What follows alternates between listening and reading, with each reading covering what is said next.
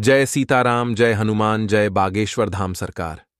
नमस्कार दोस्तों, गाय की पूंछ के बाल पहनने की गुप्त चमत्कारी फायदों के बारे में आज मैं बात करने वाले हैं।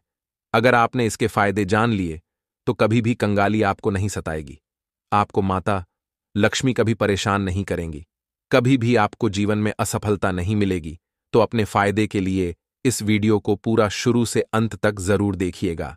गाय को गौ माता कहा गया है। गाय की पूंछ को छूने मात्र से सभी तरह के पापों का नाश हो जाता है। गौ माता समुद्र मंथन से उत्पन्न हुई है, जगत कल्याण के लिए। देवताओं को उन्होंने अपने शरीर में स्थान दिया और इसके दूध को अमृत समान माना जाता है। दूध पीने से समस्त प्रकार की बीमारियों से छुटकारा मिल जाता है और वेदों के अनुसार गौ माता की पूंछ में हनुमान जी का वास होता है। ऐसा वेदों और शास्त्रों में लिखा हुआ। तो आज जो मैं आपको जानकारी देने वाले हैं वह बहुत ही सुंदर जानकारी है। गाय की पूंछ से आज भी कई जगह पर झाड़ू लगाया जाता है। अगर किसी को नजर दोष हो, नजर उतारना हो तो गौ माता की पूजा के जो बाल होते हैं, इससे झाड़ू लगाने मात्र से तत्काल ही बुरी नजर उतर जाती है। और गाय से मिलने वाले दूध, घी, मक्खन, दही, गोबर को मुद्रित ही पंचगव्य के बहुत ही अनेकों फायदे हैं। यह हजारों रोगों की दवा है। आज भी कैंसर जैसी बड़ी बीमारी से छुटकारा पाने के लिए गौ माता के पंचगव्य से बने हुए रत्न का प्रयोग किया जाता है। आज की वीडियो बहुत ही सुंदर है। अगर आप हिंदू हैं तो इस पूरी जानकारी को बहुत ही ध्यान से सुनिए। तो चलिए बताते हैं जो आपको गाय की पूंछ के चमत्कारी फायदों के बारे में। यदि दुख और दुर्भाग्य आपका पीछा नहीं छोड़ रहे हैं, दोनों आपके जीवन में निरंतर बने रहते हैं, आप हमेशा दुखी बने रहते हैं, दुर्भाग्य आपके सर पर ही बैठा रहता है, तो ऐसे में आप गौ माता की बाल जरूर धारण करें। कैसे धारण करना है आपको? इसको अपने ताबीज में बना करके अपने गले में धारण करना होगा। दोस्तों, गाय के बाल धारण करने से दुर्भाग्य दूर दूर तक आप पर नजर नहीं लगा पाएगा। आप एक बार इस चीज को अवश्य करके देखिएगा। कुछ बाल आप ले लें, गौ माता की पूंछ के थोड़े से टुकड़े आप ले लें और उसे तावीज बना करके आप धारण कर लें। अगर किसी को अकाल मृत्यु का खतरा है या मृत्यु योग है, जिन लोगों को काल सर्प दोष लगा हो, पितृ दोष लगा हो, तो यह दोनों दोष ही मृत्यु योग बनाते हैं। तो इन दोषों को दूर करने के लिए, इन दोषों से बचने के लिए भी आपको गौ माता की पूंछ के बाल को अवश्य ही धारण करना चाहिए। हमारे हिंदू धर्म में, शास्त्रों में ऐसा माना जाता है कि गौ माता आपको अगर आप घास खिलाते हैं तो धन की कमी आपको कभी भी नहीं सताएगी।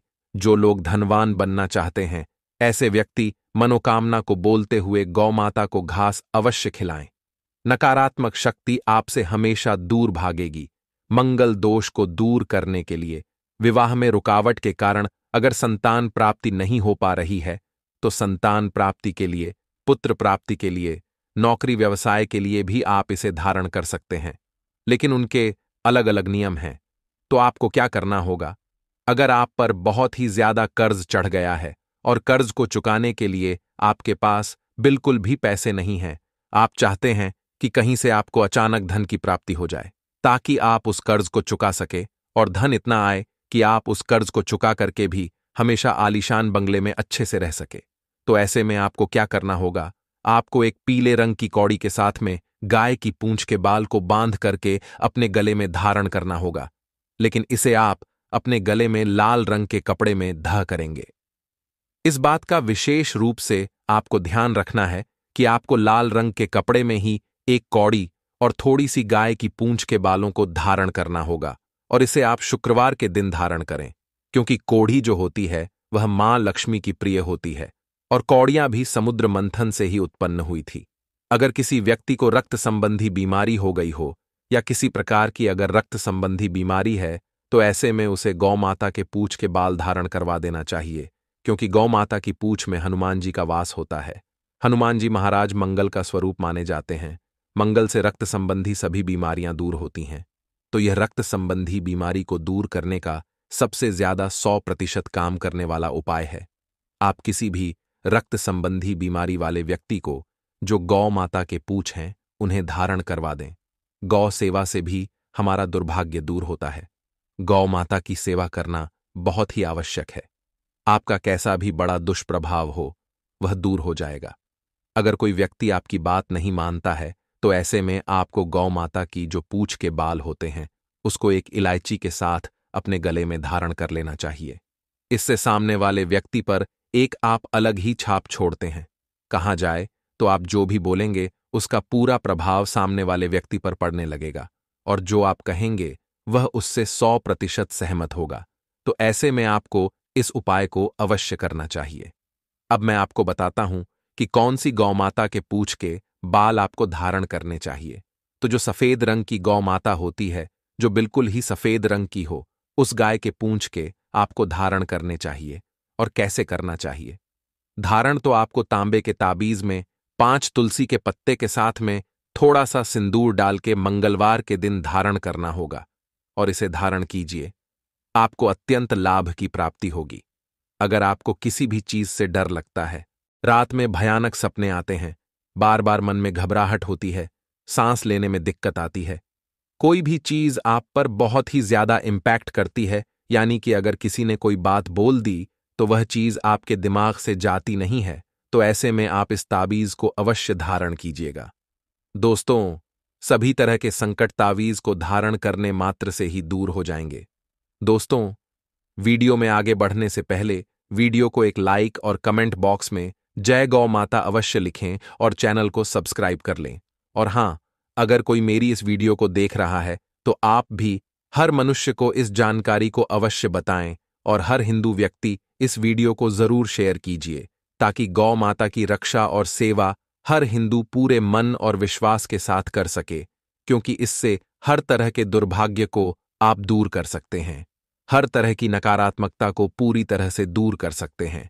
साथ ही साथ धन प्राप्ति, लक्ष्मी प्राप्ति, कर्ज मुक्ति, संतान प्राप्ति, सभी तरह के सुखों की प्राप्ति भी आप इससे कर सकते हैं, क्योंकि सभी देवी देवताओं को गौ माता ने अपने शरीर में स्थान दिया हुआ है, तो इनके हर एक अंग से ली हुई चीज पूजनीय है।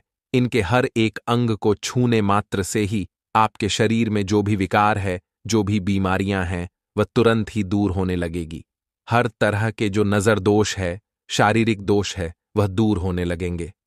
दोस्तों, शास्त्रों के मुताबिक गौ माता में सारे देवी देवता निवास करते हैं। 33 कोटि देवी देवता पितृ का निवास होता है। अगर आप भी किसी मंदिर में नहीं जा सकते, पूजा पाठ नहीं करते हैं, कहीं जाकर के गृह दोषों का उपाय नहीं कर सकते हैं, तो आपको गाय को एक रोटी जरूर खिलानी चाहिए। हमेशा कहते हैं, पहली रोटी गाय को अगर आप भी खिलाते हैं तो दुनिया के सारे सुखों को प्राप्त कर सकते हैं। हिंदू धर्म में गाय को देवी लक्ष्मी से जोड़ा जाता है, जो धन और समृद्धि की देवी है, इसलिए गाय को पहली रोटी खिलाने की सलाह दी जाती है। इसे माता लक्ष्मी को प्रसन्न करने और किसी के जीवन में सौभाग्य लाने का एक तरीका माना जाता है। आपने अक्सर ही सुना होगा कि रसोई में पहली रोटी जो भी बने, गाय को दे देना चाहिए। हर रोज गाय को एक रोटी देने से आपके जीवन के सभी दुख दर्द दूर हो जाते हैं। खाना बनाते वक्त हमेशा पहली एक रोटी गाय की निकाल दें। इसके बाद ही परिवार के बाकी सदस्यों के लिए आपको रोटियां सेकनी चाहिए। कोशिश करनी चाहिए कि गाय की उस रोटी में थोड़ा सा हल्दी मिला दें, कि इससे गाय को रोटी खिलाने का अपार फल प्राप्त होता है। अगर एकादशी का दिन हो तो आटे की छोटी सी लोई बना ले और उसमें हल्दी मिलाकर गाय को आपको खिलाना चाहिए। आपके जीवन वन में शुभता आती है, वैभव आता है, धन संपत्ति का वास होता है। आप जो भी हासिल करना चाहते हैं जिंदगी में, तो आप देखेंगे कि तुरंत आपको मिनटों में वह हासिल होता है। और अगर आपको लगता है कि आपके सभी ग्रह खराब है, तो ऐसे में गाय को पहली रोटी रोज खिलाएं। सभी ग्रह धीरे धीरे शुभ हो जाएंगे। कभी कभी जीवन में लंबे समय से कोई शुभ मंगल कार्य नहीं हो रहे होते, तब ऐसे में आप गाय को रोटी खिलाएं। गाय के मस्तक को छूकर अपनी मन्नत कहे, प्रणाम करें, तो आपकी मन्नत जरूर पूरी होगी। तो यह था गाय को आप क्या खिलाएं उसके बारे में, लेकिन गाय को क्या नहीं खिलाना चाहिए। अब हम जानते हैं दोस्तों, रोटी तो हर कोई खिलाता है। गाय की रोटी बासी नहीं होनी चाहिए, यानी कि एक दिन पहले की जो रोटी बनी रहती है और आप दूसरे दिन खिला देते हैं, सुबह सुबह वह नहीं खिलाना चाहिए। कई बार आप रोटी बना लेते हैं और उस दिन गाय मिलती नहीं तो रोटी रखी रह जाती है। फिर वह अगले दिन गाय को खिलाने से गाय का अपमान माना जाता है। वह रोटी बासी कहलाती है। इसीलिए गाय को एक दिन पहले की बची हुई रोटी नहीं खिलानी चाहिए। सड़ी गली चीजें, खराब चीजें गाय को मत खिलाइए। इससे घर में परेशानी आती है। अपनी आदत को बदलिए। अगर आप ऐसा करते हैं तो इससे घर में तकलीफ आती है। तो मुझे उम्मीद है आज के इस वीडियो को आप सभी ने बहुत ही ध्यान से सुना होगा और आपको यह वीडियो पसंद आई होगी, क्योंकि हम ऐसे ही प्राचीन शास्त्रीय वीडियो लाते रहते हैं। आज के वीडियो में बस इतना ही। धन्यवाद।